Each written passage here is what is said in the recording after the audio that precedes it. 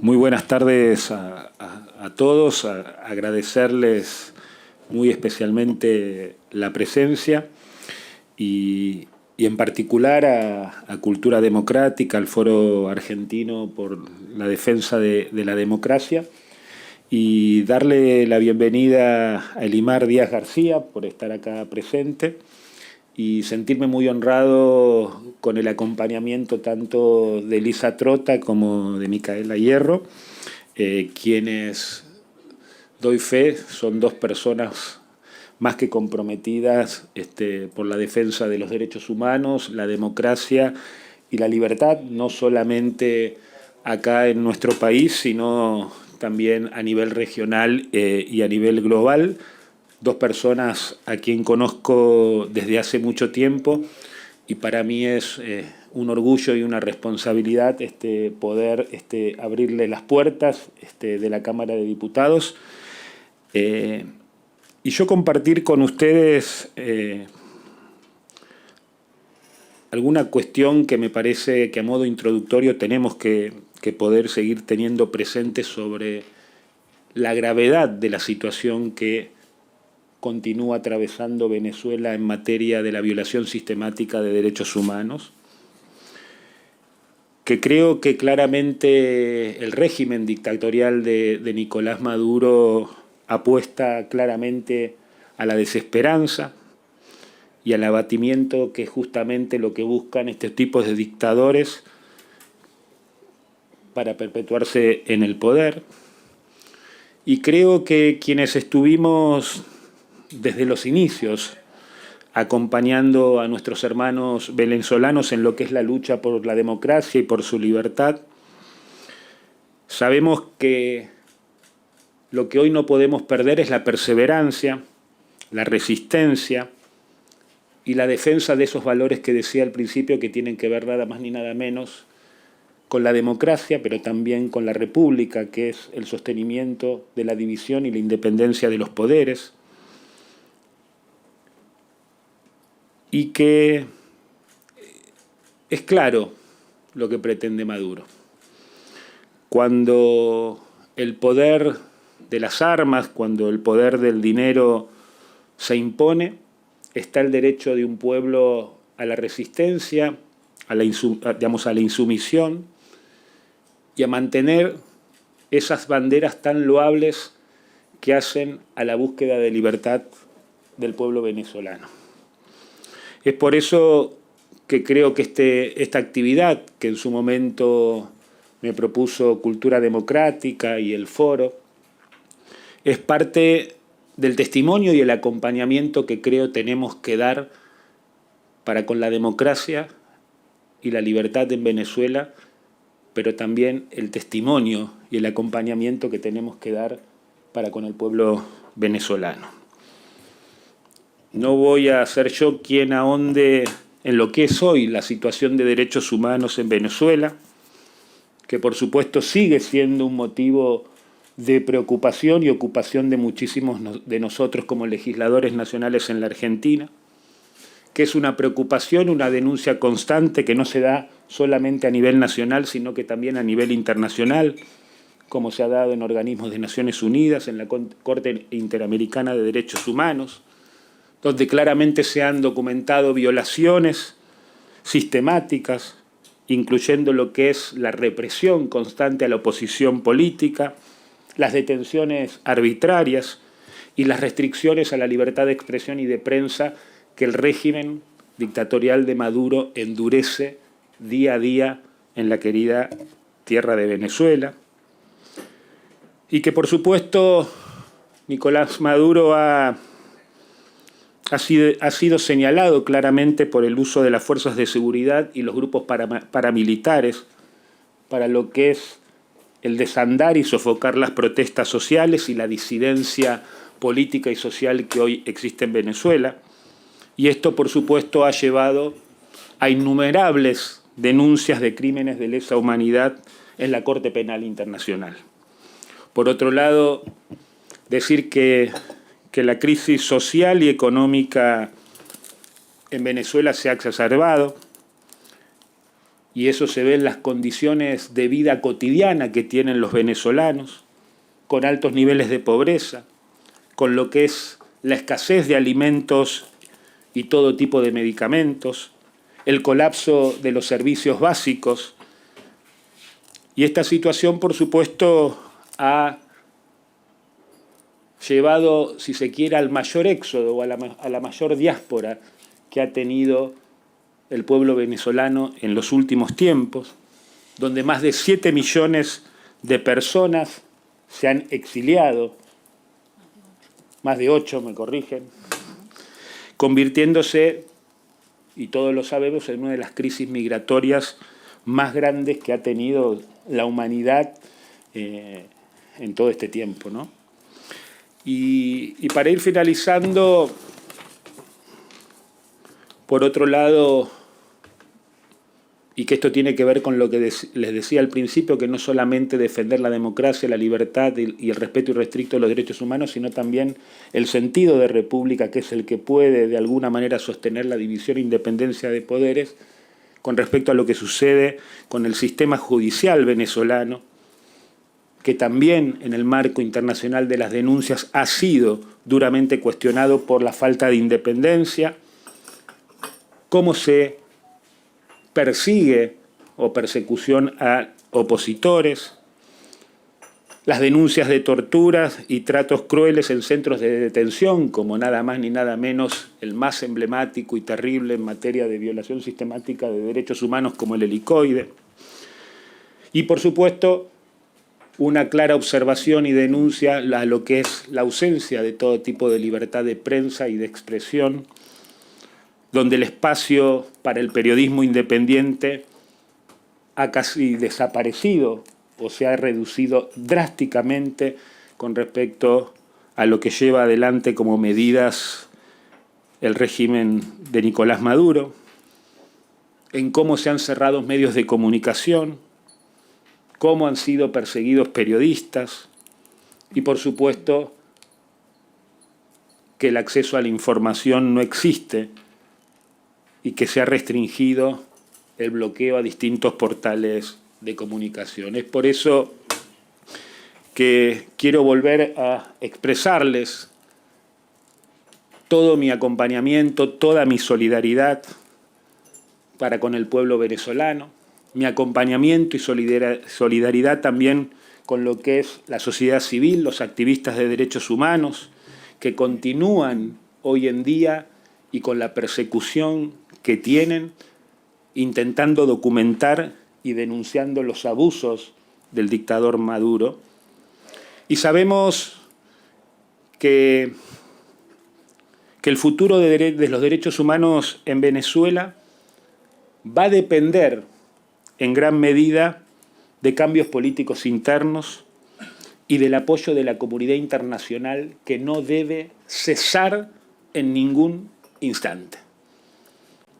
Y esto creo que lo tenemos que seguir machacando y machacando, que es la importancia de cómo va a depender a través de los cambios políticos que se den en la propia Venezuela, pero principalmente con el compromiso y que no se mire para otro lado, no sea el cómo sí de las denuncias que tenemos que hacer la comunidad internacional para restablecer lo que es la institucionalidad democrática en Venezuela.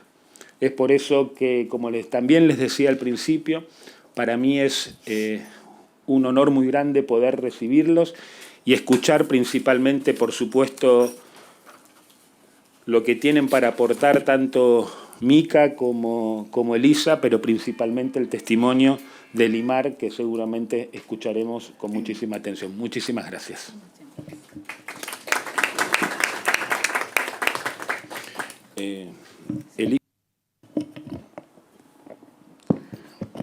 Bueno, buenas tardes a todos.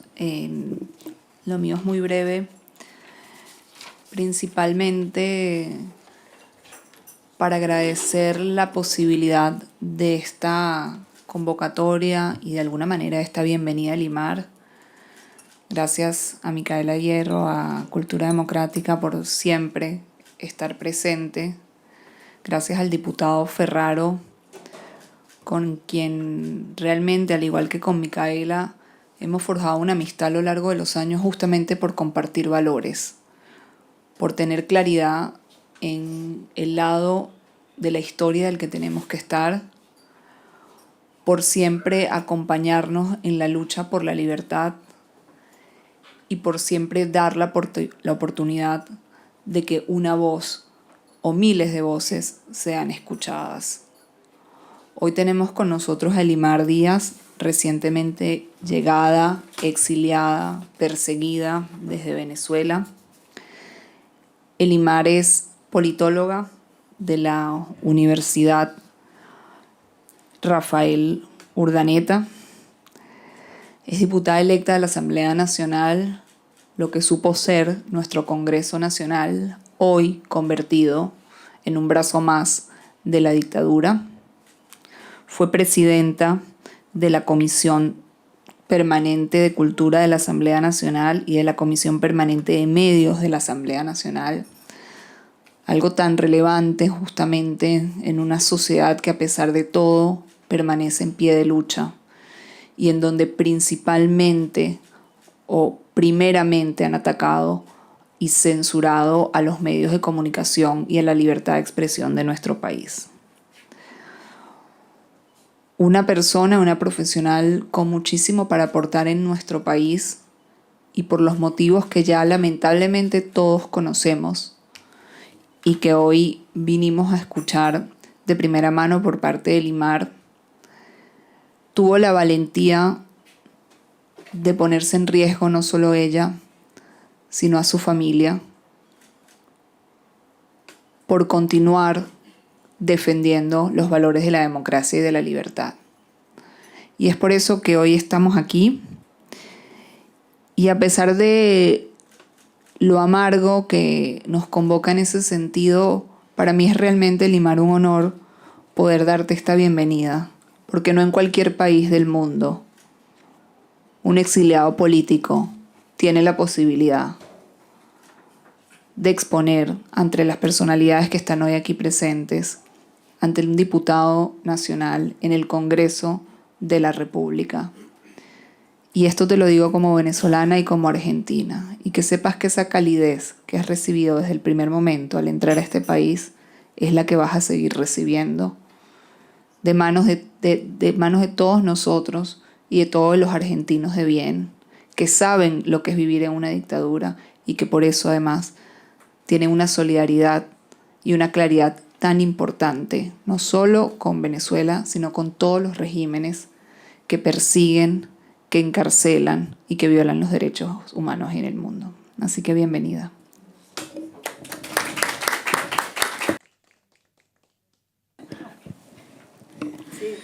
Elimar.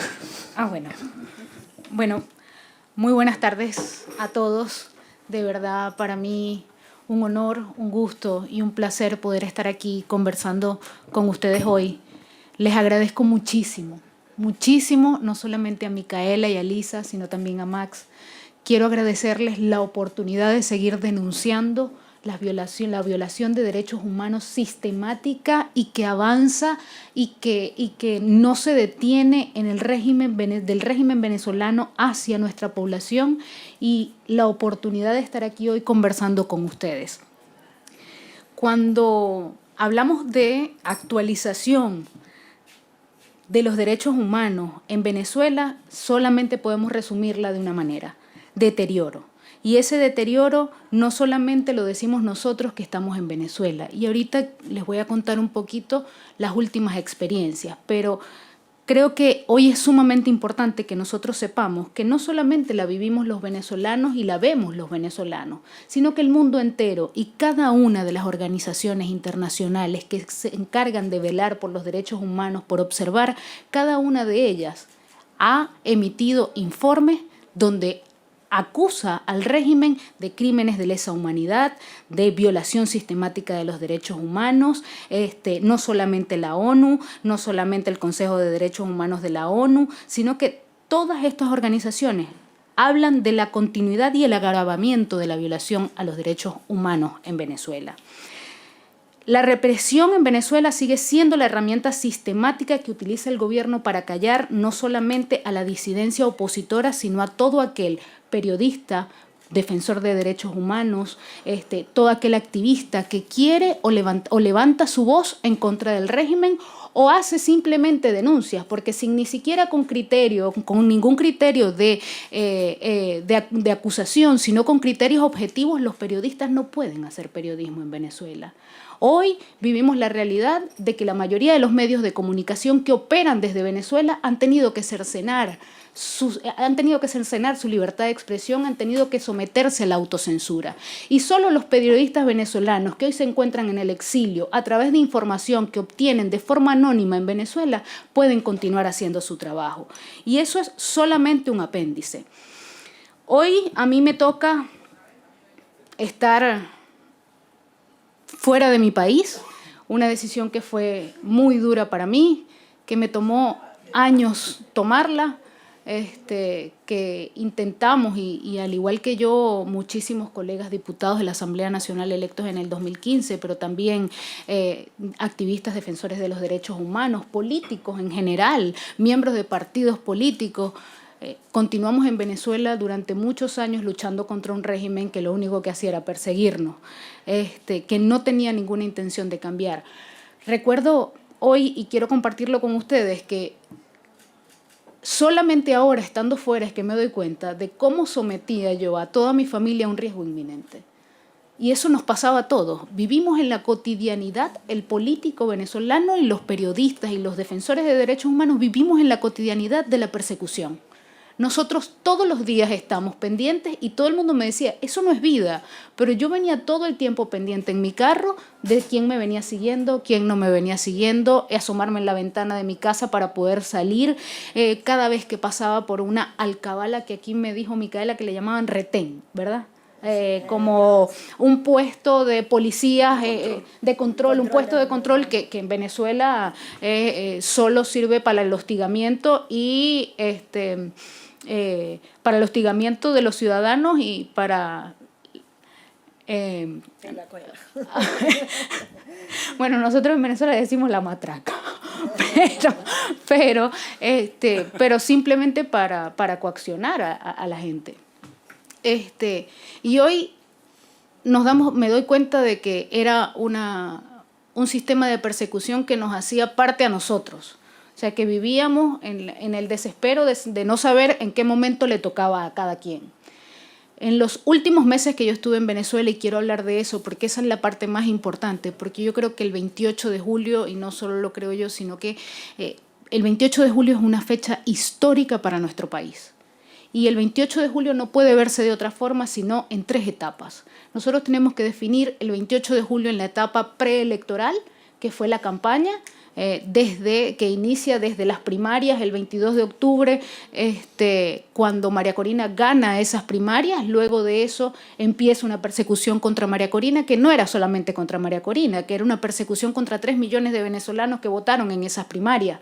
Entonces, a partir de allí, con la inhabilitación de María Corina y el utilizamiento o la utilidad que le dan al sistema judicial en Venezuela, definitivamente entonces María Corina no pudo aspirar a la presidencia de la República. Sin embargo, los factores democráticos del país lograron ponerse de acuerdo y llevar nombres. María Corina hizo propuestas, entre todos hicieron propuestas, los primeros nombres no pasaron y eso es parte de la historia que no se cuenta públicamente mucho, pero lo cierto es que llegamos a acuerdos de alrededor de 6 nombres para candidatos presidenciales que fueron siendo denegados uno por el régimen. Y nosotros creyendo en que la vía electoral era parte de lo que nosotros debíamos hacer para demostrarle al mundo que en Venezuela hay una mayoría que está en contra de Nicolás Maduro, nos pusimos de acuerdo y terminó siendo Edmundo González, que ni siquiera él mismo estaba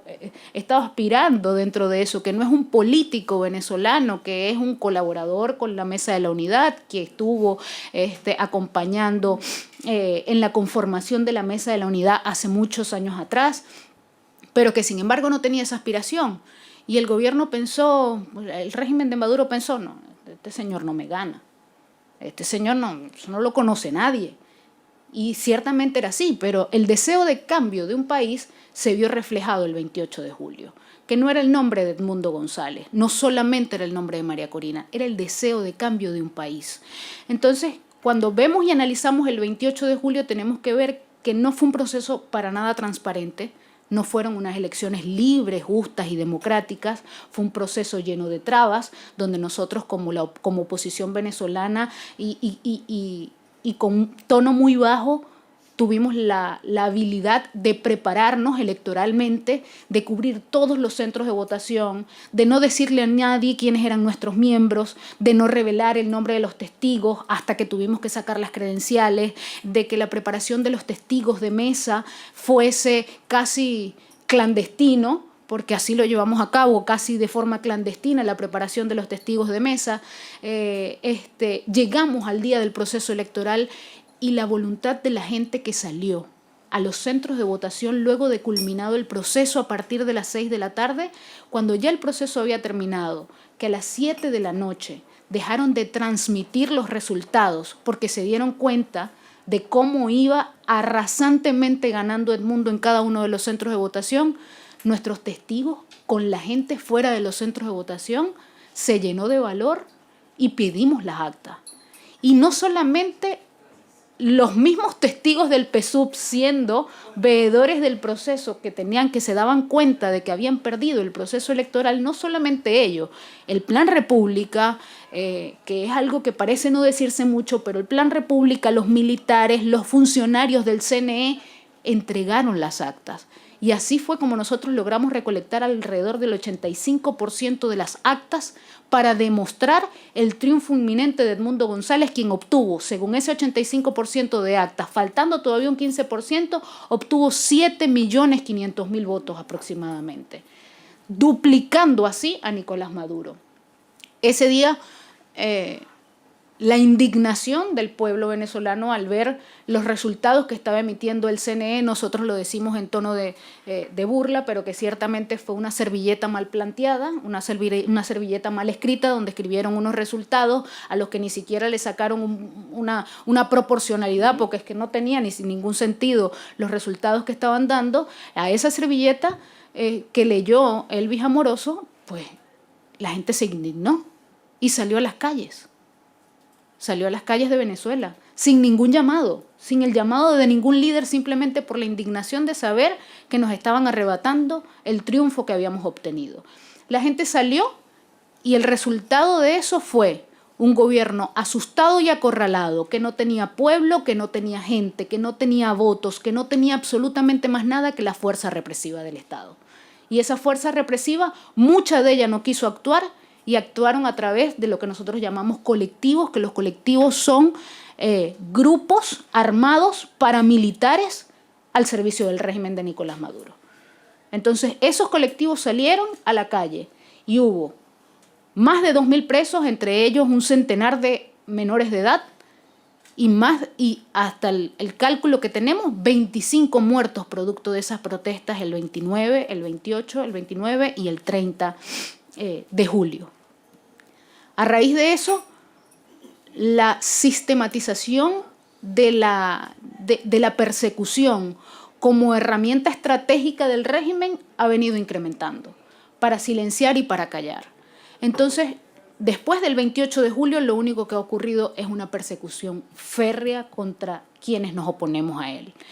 Desde llamadas telefónicas, y esa persecución tenemos que verla que va más allá de los políticos, porque antes del 28 de julio era una realidad contra los políticos, defensores de derechos humanos y periodistas. Después del 28 de julio, un ciudadano que fuese detenido en alguna alcabala era obligado a entregar su celular. Y si había un meme en contra del gobierno, o si había un mensaje en contra del gobierno, o si seguía la cuenta de María Corina o Edmundo en Instagram, era objeto de detención. Si había un comentario hecho en Instagram, en X, en TikTok contra Nicolás Maduro, eran detenidos, ciudadanos detenidos por comentarios en publicaciones de redes sociales. Incluso tengo un familiar preso por esa razón. Por una razón más terrible, porque llegó a ser tan fascista, o llega a ser tan fascista la forma de persecución, que inventaron una aplicación telefónica, una aplicación que descargabas a través de la página del gobierno, donde podías denunciar a tu vecino. Denuncia a tu vecino escuálido, o sea, a tu vecino opositor. Entonces, al denunciar a tu vecino, eso se prestaba no solamente para que políticamente se denunciara, sino que simplemente hay gente presa por razones políticas que simplemente eran enemigos que se caían mal porque no se caían bien, pues, y el vecino decidió acusarlo. A ese nivel llegamos, donde el chavismo logró penetrar en la sociedad con miedo, asustando y amedrentando a la gente. Hoy el que está en Venezuela no puede hablar. Llegamos entonces, yo por mi parte quiero hablar de un caso que es sumamente importante, que es la detención de los alcaldes en Venezuela. Y en el estado Zulia, que es de donde vengo, en este momento hay 8 alcaldes detenidos entre opositores y chavistas. El primer alcalde que fue detenido fue Rafael Ramírez, que es el alcalde de Maracaibo, miembro de mi partido. Pero no solamente fue detenido, sino que aquí es donde viene la utilización del sistema judicial para ocultar los motivos políticos de la detención y hacerlo ver como si fuese un sistema de corrupción. Está detenido por corrupto, está detenido porque, otro de los alcaldes porque vendió un bien público, otro alcalde está detenido por narcotráfico, otro alcalde, y entonces en el sistema judicial empiezan a inventar cargos a los que no responden ninguno de los detenidos como alcalde. Entonces empiezan a crear una red de terror en cada uno de los municipios y hace unos pocos días inclusive Diosdado lo dijo, si hay que dejar al Zulia sin alcaldes, los dejamos. Así llevan ellos. Entonces ya no solamente es a los opositores, sino que también entre ellos mismos, entre el mismo chavismo y su miedo descontrolado de saber que no tienen poder sobre la gente, hace que la persecución sea incluso entre ellos. Entonces ya llegamos a un sistema de paranoia, porque eso es lo que existe dentro del gobierno, un sistema de paranoia. Entonces yo quiero hoy, para finalizar y no extenderme ya tanto, porque sé que quizás puedan surgir algunas preguntas, pero que ciertamente tenemos que ir viendo o ir cerrando en lo que estamos hoy, en esta oportunidad. Yo quisiera hacer primero un llamado a que la acción no se detenga, que no olvidemos el tema de Venezuela. Nosotros sabemos muy bien que el mundo tiene muchos problemas, que cada país tiene sus particulares problemas económicos, financieros, pero que nosotros como venezolanos hoy le pedimos al mundo que nosotros vivimos y sabemos lo que es una democracia y que los venezolanos no nos hemos rendido. Eso lo demostró el 28 de julio, lo demostró el 9 de enero, lo demostramos cada vez que hay un llamado a la calle, cada vez que hay un llamado nosotros hemos venido demostrando que estamos dispuestos a dar el todo por el todo, pero que también, a pesar de que seguimos intentándolo y seguimos luchando, hasta hoy no lo hemos logrado. Y nosotros necesitamos que ese acompañamiento continúe de la comunidad internacional. El aumento de la presión internacional sobre el régimen de Nicolás Maduro es muy importante.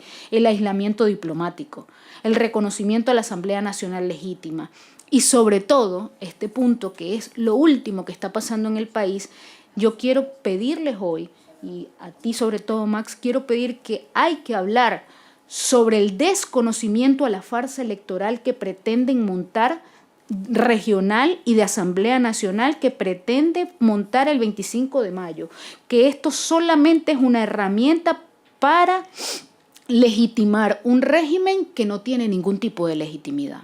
Lastimosamente, siempre habrá la intención de Maduro de construir una oposición a su medida, pero sin embargo nosotros no podemos dejarnos engañar. El 25 de mayo en Venezuela no hay elecciones. Hay una selección de Nicolás Maduro de los que él quiere que gobiernen hoy con él en su círculo de confianza y de una construcción de una oposición a su medida que no genere ningún cambio político en el país.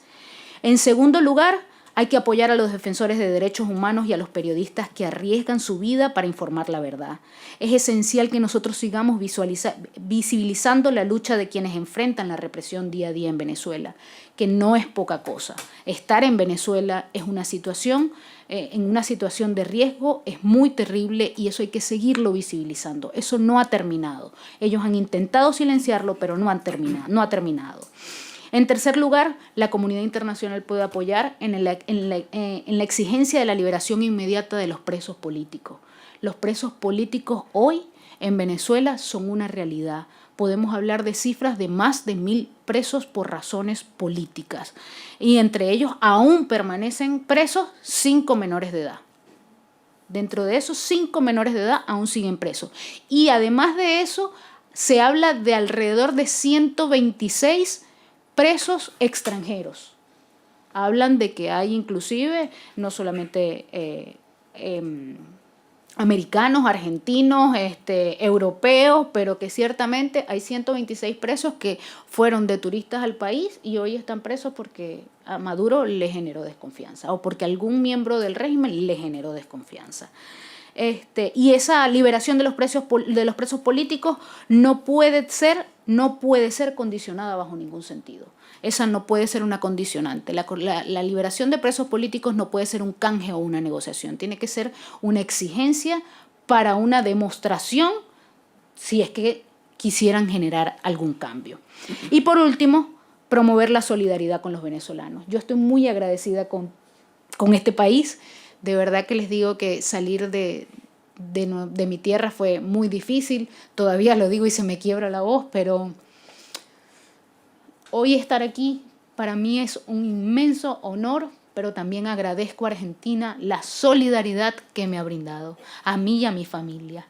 De verdad sentirnos aquí queridos, recibidos, es para nosotros una cosa muy importante, porque no es así en todo el mundo. No es así en todo el mundo. Y quiero agradecer a Argentina por eso, al argentino por eso, porque de verdad nos hemos sentido, lo que tenemos son 3 semanas aquí nosotros como familia, mi esposo, mi hijo y yo, pero nos hemos sentido totalmente como si estuviésemos en nuestra casa, sabiendo que Argentina es un lugar donde vamos a estar el tiempo que sea necesario, pero con el proyecto de siempre regresar a nuestro país.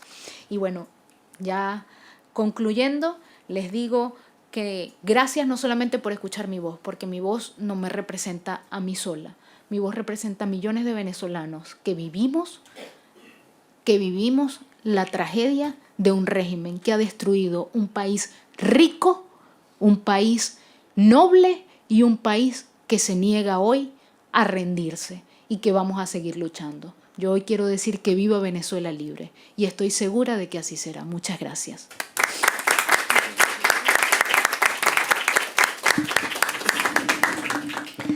Gracias, Selima, por tu testimonio. Realmente es una inspiración escuchar tu voz, pero por el coraje de tanto levantar tu voz dentro de Venezuela como ahora. Quería agradecer a Maxi por recibirte, digamos, y por ese trabajo que venís haciendo hace tanto tiempo, también como miembro del foro.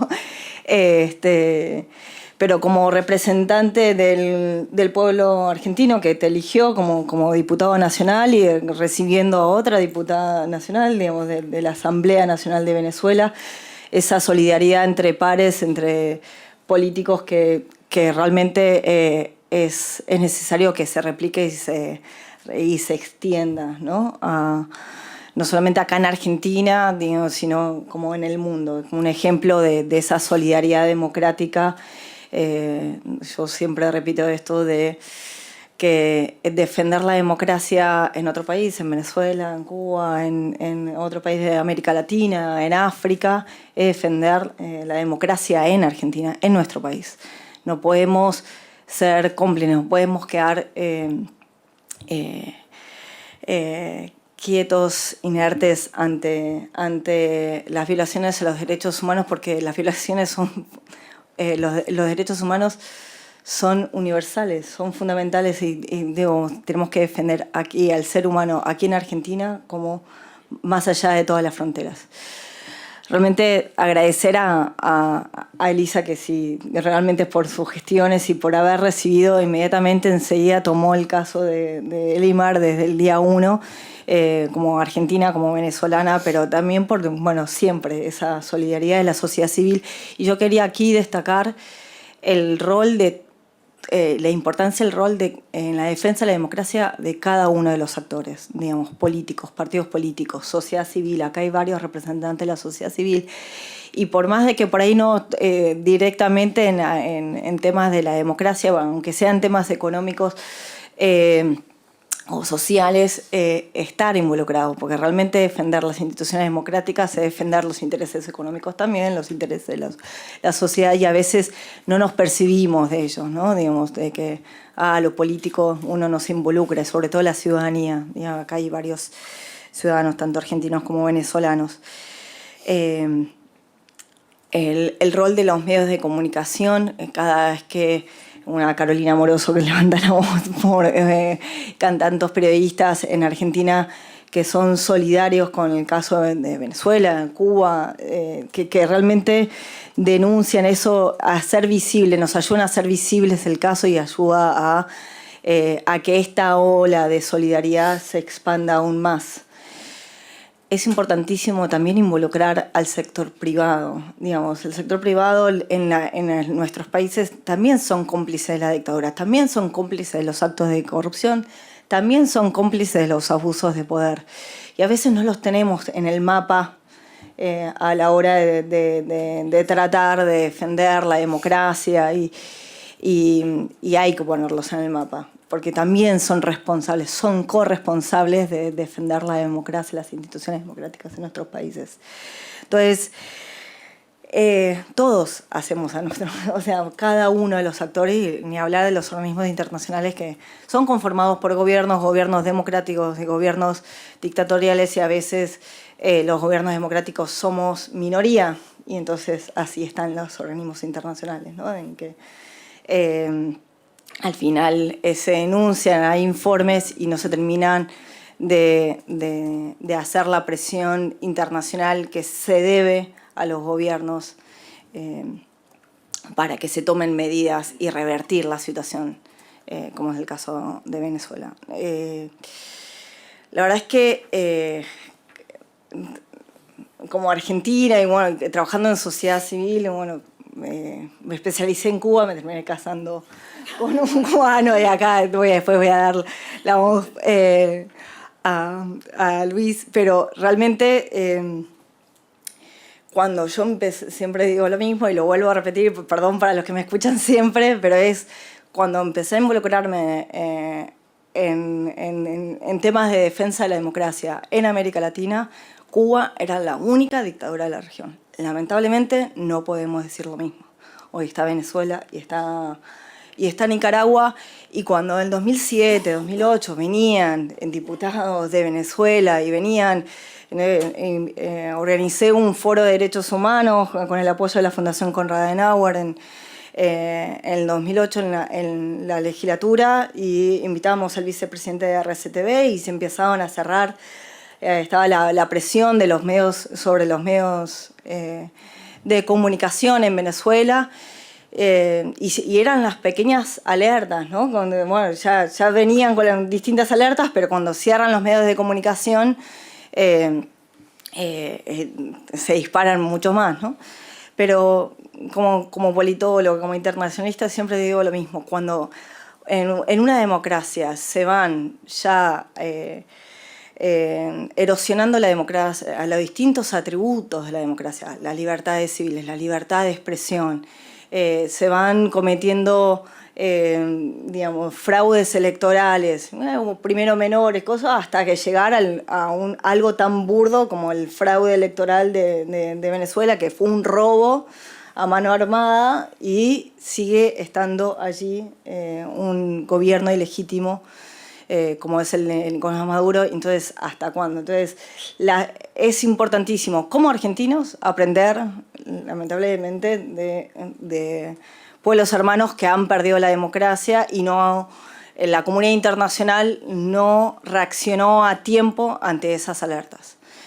Y luego, digamos, también ver cómo ahora, en este momento, luego del 28 de julio, ver cómo yo te escucho y los distintos casos que has visto es como ir consolidando la dictadura y veo cómo se va cada vez más asemejando a Cuba, como el tema de la instalación del miedo, del control de la oposición entre el forzar al exilio y en las detenciones arbitrarias y presos políticos y estableciendo ese sistema de miedo y control de la sociedad donde ya se impone una autocensura, ya la gente ya no sale, ya no reacciona, digamos. Y hay que evitar que esa consolidación, o sea, venimos escuchando hablar de Venezuela y ¿qué podemos seguir haciendo? Y, bueno, podemos evitar que se termine de consolidar, no en una dictadura, digamos, en un gobierno totalitario donde controle totalmente a la población, porque esto de lo de las aplicaciones de denuncia entre vecinos es llegar a un control total, es ya asemejarse a un gobierno totalitario, donde controle todos los estamentos de la sociedad. Entonces tenemos que evitar a que llegue a eso, y que tenemos que evitar a que los presos políticos se conviertan como moneda de cambio para la negociación con gobiernos internacionales. Entonces, bueno, hoy libero a unos, después mañana detengo a otros, que es lo que pasa en Cuba hace 65 años. Es lamentable, pero bueno, esas son las otras alertas. Ya no escuchamos las primeras alertas donde se perdió la democracia, ya Venezuela es una dictadura. Escuchemos las alertas para evitar que se convierta en un gobierno totalitario donde se controle al pueblo a través del miedo, digamos, a través de aplicaciones. Hoy en día, lamentablemente, con la conexión con los celulares, etc., o sea, el régimen sabe dónde uno está a través del celular. En fin, donde se instauran otras malas prácticas, donde bueno, hay infiltración en la oposición, donde se controla y se extorsiona a la oposición, donde se crea la oposición, hay una oposición creada, también se van creando figuras, y el régimen dice, no, si total hay esta oposición, pero es una oposición totalmente funcional al régimen. Entonces esos son los mecanismos que uno advierte en Cuba hace varias décadas y ya se ve que también lamentablemente en Venezuela. Esto simplemente, bueno, invitar a preguntas, intercambios, simplemente quería hacer este comentario. Muchas gracias así que muchas gracias a todos ustedes. Es el momento de, no sé si hay algún comentario. Si alguno quiere aportar comentario, alguna pregunta más específica, Elimar. ¿Ninguno? Creo que hay demasiada claridad, lamentablemente. Sí. No sé. Bueno, muchas gracias a todos los expositores, realmente fue muy interesante. La pregunta que yo le quería hacer a Elimar o también a Elisa o a cualquiera de los expositores es ¿qué puede pasar ahora, después del 28 de julio y sobre todo después del 10 de enero cuando Maduro volvió a asumir, por supuesto, de forma completamente ilegítima?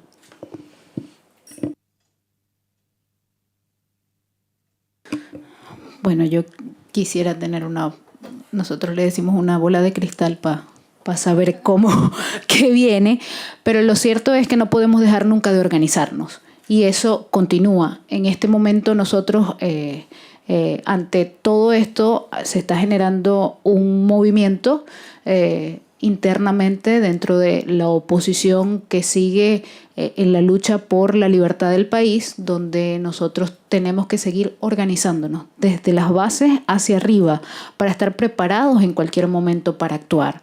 Y esa actuación nosotros la llamamos resistencia Pero esa resistencia jamás puede ser violenta, porque nosotros con la resistencia violenta no le vamos a ganar a un régimen totalmente armado, desalmado y despiadado, porque no tenemos manera de hacerlo de esa forma. Pero lo cierto es que no podemos callarnos, tenemos que seguir levantando la voz, tenemos que seguir organizándonos internamente en Venezuela, y por eso hacía el último llamado, que era el apoyo a los que estamos en el exilio, para que los que estamos en el exilio, que somos políticos venezolanos, podamos seguir aportando a la organización interna en Venezuela para generar cambios políticos en el país. Sí, yo solo sumar a lo que mencionaba Elimar. Yo creo que aquí hay de alguna manera dos grandes vertientes que confluyen en un mismo objetivo, una realidad, que es la interna de Venezuela y la internacional, que no solo forma parte de la comunidad internacional y los actores internacionales, sino nuevamente los propios dirigentes venezolanos que han tenido que exiliarse.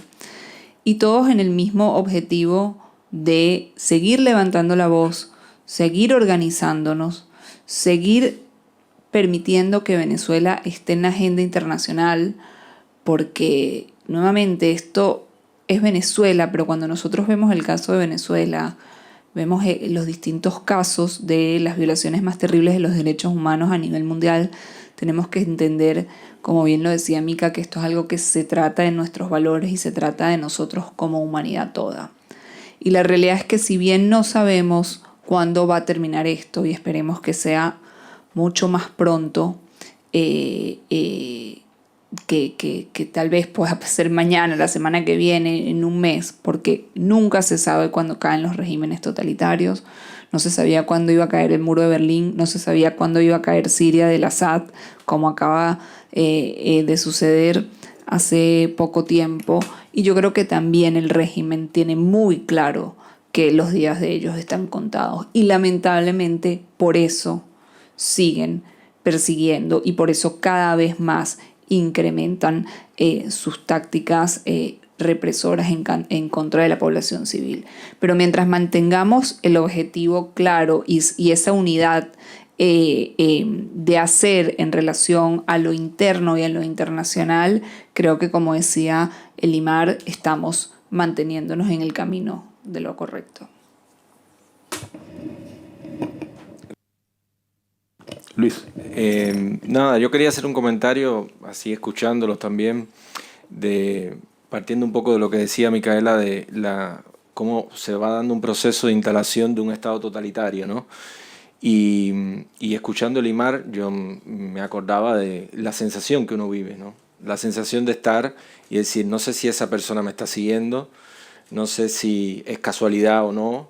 La cosa de que de momento uno tiene que salir a trabajar y ves que entran personas raras a tu trabajo y empiezan a hablar con directivos y no sabes si es una casualidad o son personas que están amenazando a los directivos para que empiecen a cerrarte hasta que tú tengas que pedir la baja y dejar de trabajar, y entonces empezar a ser todavía más débil.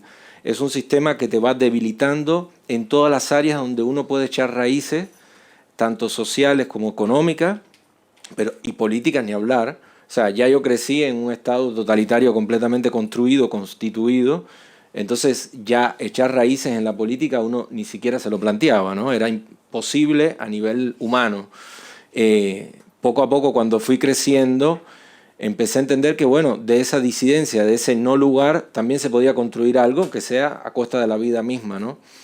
Pero es importante que nos pongamos, no por mi caso particular o el de Elimar o el de muchos venezolanos, Elisa Trota sabe muy bien, tiene que lidiar cotidianamente con testimonios, con vidas, ¿no? que se están exponiendo cada día, sino porque el ponernos en la piel un poquito de estas situaciones hace que uno como que adquiera una habilidad para ver cuando se empieza a operar ese tipo de detrimento de la democracia en nuestros países, ¿no? Y es por eso que también es solidaridad, pero también es protección, es como doble, ¿no? Esa mirada te fortalece también para saber cuándo los pasos se van consolidando para lo malo, ¿no? Y yo creo que lamentablemente, yo recuerdo cuando estaba en Cuba en 2015, cuando fueron las elecciones de la Asamblea Nacional real, ¿no? Lo demás sabemos que es una creación artificial del régimen de Maduro.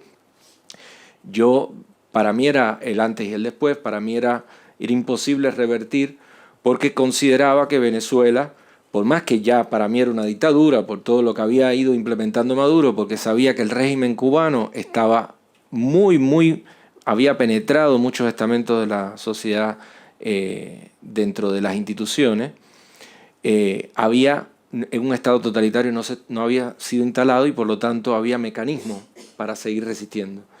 Y hemos visto cómo esos mecanismos los venezolanos no han parado de seguir usándolos para resistir y el régimen no ha parado de cortar y cortar y cortar. Entonces es importante que los ayudamos a sostener esta lucha y es importante que tengamos muy presente que no se trata solo de Cuba, de Venezuela o de Nicaragua, se trata de la democracia, se trata de la libertad. ¿Sí? Nada.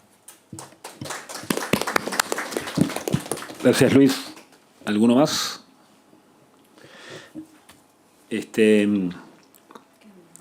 No, a ver, creo que escuchando a Elimar es central esto, ¿no?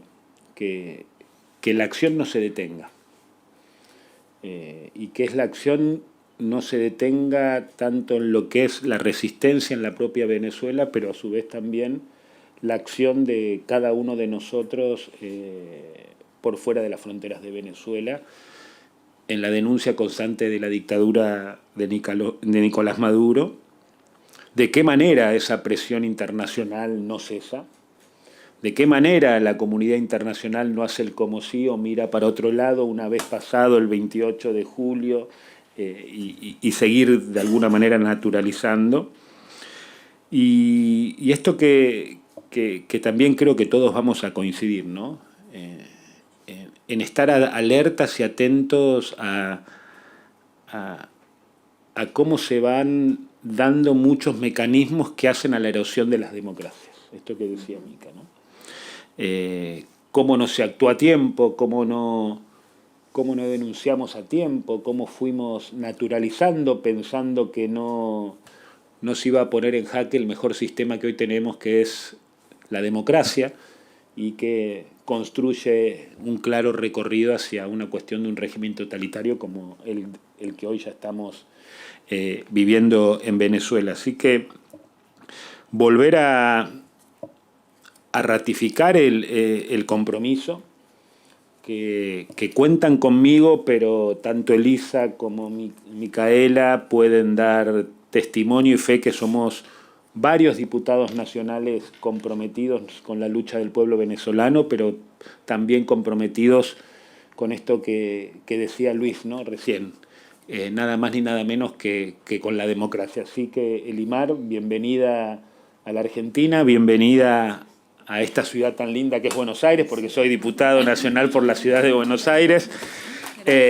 y decirte que contás con todos nosotros y por supuesto para que esa acción no se detenga, no solamente con el compromiso mío como diputado de la Nación, sino con el compromiso, porque en eso también puedo dar fe, y el testimonio de muchísimos otros diputados nacionales de diferentes bancadas legislativas acá en el Congreso de la Nación.